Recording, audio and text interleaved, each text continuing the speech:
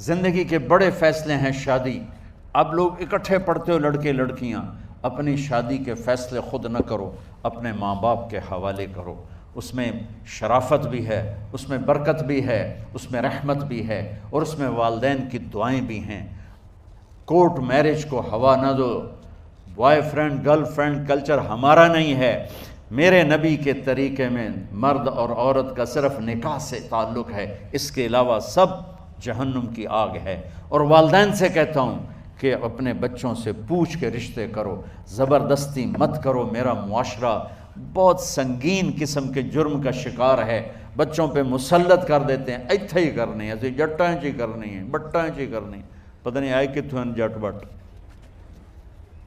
چلو تم ناراض نہ ہو، راجپوتائیں چی کرنی، میں راجپوت ہوں، میں اپنی قوم کو بھی رگڑ دیتا ہوں. راجپوتائیں چی کرنی، اگاں کرنی ہی کوئی نہیں.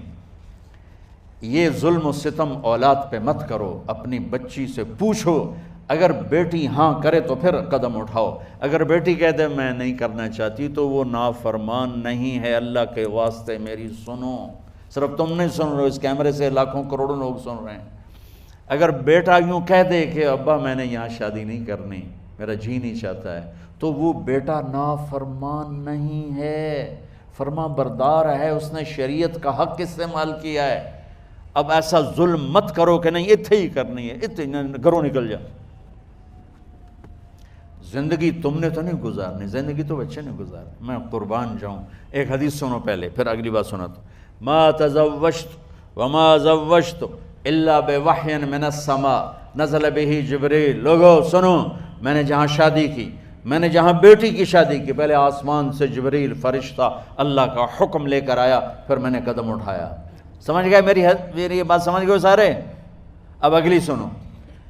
حضرت علی فاطمہ کا رشتہ لینے آ گئے، اور جبریل ان سے پہلے آ گیا کہ یا رسول اللہ فاطمہ علی کے لیے ہے.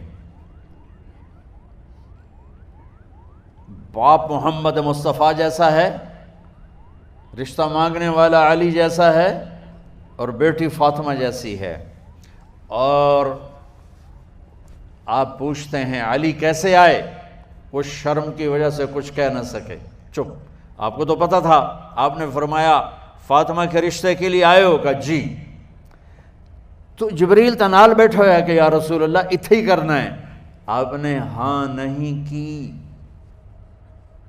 آپ نے کہا انشاءاللہ، اور یہ کہہ کر اٹھ گئے.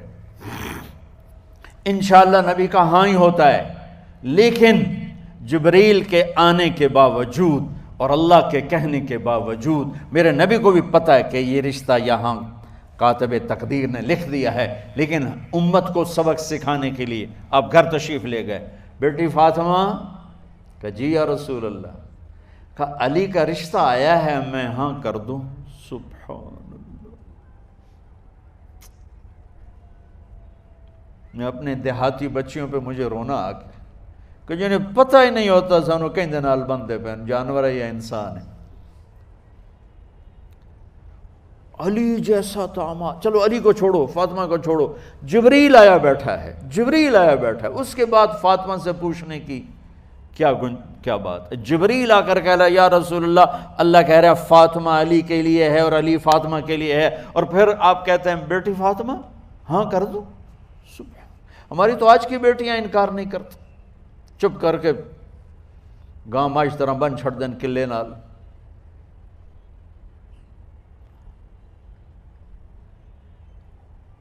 کوئی ان کے اندر کے جذبات کو سننے والا کوئی نہیں ہوتا. اپنی انانیت پر یہ فیصلے کرتے ہیں، اور میرا نبی کہہ رہا بیٹی ہاں کر دو. سبحان اللہ. آپ کا کیا خیال ہے فاطمہ نے انکار کرنا تھا؟ یہ تو یہ بیٹیاں نہیں انکار کرتی تو فاطمہ نے کہاں کرنا تھا؟ لیکن یہ سبق دینا تھا ان والدین کو جو نادانی میں نادانی کے فیصلے کر کے اولاد کو ہمیشہ ایک ٹھنڈی آگ میں دھکا دے دیتے ہیں.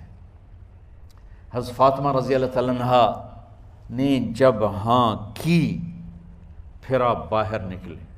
اچھا مزے کا واقعہ ہو، حضرت علی اٹھ کے باہر نکلے تو صحابہ باہر کھڑے انتظار کر رہے تھے کہ کیا ہوا. حضرت علی کو بھیجنے والے تھے عبد الرحمن بن عوف. پہلے ابو بکر گئے تو آپ نے انکار کر دیا، عمر گئے رشتہ مانگا، آپ نے انکار کر دیا۔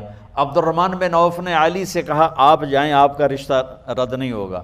کہنے لگے میرا تو ذاتی گھر بھی کوئی نہیں، مجھے کہاں سے رشتہ ملے گا، میں تو بالکل غریب ہوں۔ کہا نہیں تم جاؤ۔ تو واپس آتے انہوں نے عبد الرحمن بن عوف پہ چڑھائی کر دی، وہ کیا ہے نا تو میں نے گلے آئی، انکار ہو گیا۔ تو صحابہ نے پوچھا کیا ہوا؟ کہا کچھ کہا ہی نہیں، چپ کر کے اٹھ گئے۔ تو عبد الرحمن بن عوف کہنے لگے کچھ بولے صحیح، کہ بس اتنا کہا انشاءاللہ، کہا تو مبارک ہو، نبی کا انشاءاللہ ہاں ہوتا ہے۔ کہا اچھا، تو اتنے میں آپ باہر تشریف لے۔ کہا علی، کہا جی، کہا لو بلاؤ، لوگوں کو بلاؤ۔ ساری مسجد بھر گئی، آپ کے ساری مسجد فل ہو گئی۔ آپ ممبر پہ کھڑے ہوئے علی کو سامنے بٹھایا، کہا لوگو یہ جبریل میرے پاس اللہ کا پیغام لائے ہیں کہ میں فاطمہ بنت محمد کا نکاح علی بن ابی طالب کے ساتھ کر دوں۔ پھر آپ نے خطبہ پڑھا اور کہا کہ علی، ہائے ہائے ہائے، میں نے فاطمہ بنت محمد کو 400 درہم مہر کے عوض تیرے نکاح میں دیا، تو نے قبول کیا؟ حضرت علی نے زور سے نعرہ لگایا میں نے قبول کیا، اور سجدے میں چلے گئے، اللہ کا شکر کا سجدہ ادا کیا۔ پھر میرے نبی نے وہیں سارے مجمع کو شہد کا شربت پلایا اور تازہ کھجوریں کھلائیں۔ اور پھر جب رخصتی ہوئی تو آپ نے حضرت علی سے فرمایا کہ آپ آ کے لے جاؤ۔ پھر آپ نے حضرت ام سلمہ، حضرت حفصہ اور جناب حضرت عائشہ رضی اللہ تعالیٰ عنہ، ان تینوں کو بلا کر فرمایا تمہیں پتہ ہے نا مجھے فاطمہ سے کتنا پیار ہے، تو تم فاطمہ کو دلہن بناؤ، اس کی تیاری کرواؤ، اسے دلہن بناؤ۔ تو ان تینوں نے حضرت فاطمہ کو دلہن بنایا۔